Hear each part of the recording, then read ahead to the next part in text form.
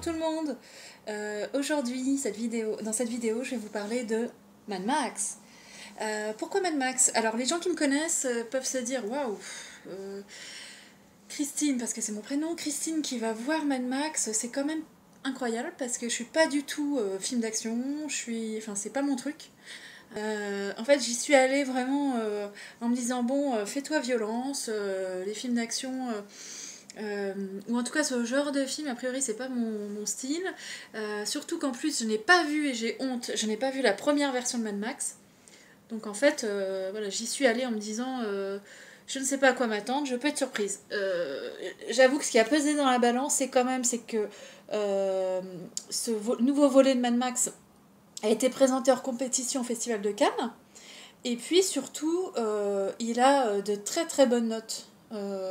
Presse, spectateurs, on n'est pas loin des 4 étoiles, même 5 étoiles hein, sur Allociné. Donc voilà, c'est plutôt c'est plutôt rassurant.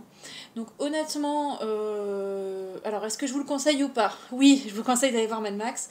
Je n'ai pas adoré, mais franchement c'est sympa à regarder. Alors déjà l'acteur Tom Hardy il est super bien, enfin, je trouve que c'est un peu un mix physiquement entre Harrison Ford et comment il s'appelle, Harrison Ford, des masses d'effets spéciaux, on a l'impression de voir un peu un film comme à l'époque où on filme tout, et je trouvais ça pas mal. Enfin, je veux dire par là qu'il n'y a pas trop d'images en 3D, c'est-à-dire avec des monstres, etc. Et ça c'est plutôt pas mal, ça fait du bien en fait. C'est un peu un film, de toute manière, voilà, c'est le réalisateur dont je vais vous dire le nom, George Miller, qui a fait en fait le film, la série, enfin la série de films Mad Max. Donc j'ai lu, parce que je connais pas, enfin je connais de nom. Il a fait un reboot en fait de son Mad Max, et du coup voilà, c'est le réalisateur en fait, il a 70 ans et il s'est remis sur ce dernier volet pour rendre hommage en fait à Mad Max. Allez-y pour voir l'image, c'est vrai que c'est visuellement, graphiquement, c'est très, très abouti, très esthétique. Et puis surtout pour l'action, c'est une énorme course-poursuite. Voilà, ça fait du bien. Après, j'ai pas plus à dire que ça, parce que honnêtement, c'est vrai. Bon, on va me dire, c'est peut-être pas le genre de film, mais voilà, je pense que le scénar, il tient en une ligne. Voilà, je vous le rappelle en dessous, là.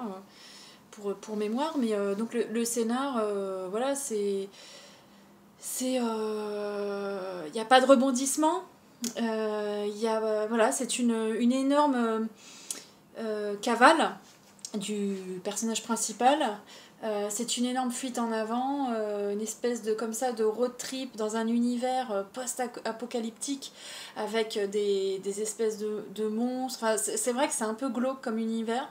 J'avoue que ouais, ça j'ai moins aimé, espèce de... Bon, après, les spécialistes me disent que c'est tout à fait normal, c'est l'univers de Mad Max, mais j'avoue que c'est pas mon trip, mais après, voilà, j'essaye d'être open quand même.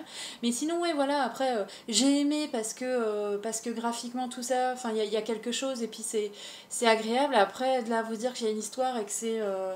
Non, enfin franchement, et surtout alors le truc qui est incroyable, non c'est quand même fort ce film, c'est qu'il n'y a quasiment pas de dialogue. J'exagère un peu, c'est mon côté marseillais, même si je suis pas marseillaise, mais il y a un côté quand même, enfin je pense qu'il doit y avoir 10 phrases dans tout le film. Sincèrement, c'est pour ça que les acteurs sont forts. Alors, notamment Charlize Theron, qui avait joué, enfin j'avais beaucoup aimé dans le film Monster. Alors super, alors c'est une espèce de nana qui joue un peu comme Sigourney Weaver dans Alien, un côté femme battante. Elle joue très bien, c'est un rôle de femme forte qui est assez intéressant. Voilà, après, honnêtement, j'ai pas plus à dire parce que c'est vraiment de l'action, mais pas au sens péjoratif, parce que graphiquement c'est beau, et puis il y a même une espèce de poésie, enfin poésie, je sais pas si c'est vraiment le mot, mais une espèce de... Voilà, enfin c'est de l'action, mais c'est pas non plus voilà le nanar.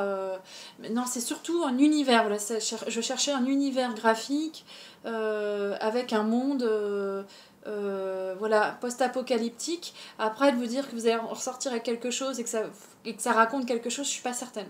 Mais voilà, c'est un beau film, donc je vous le conseille.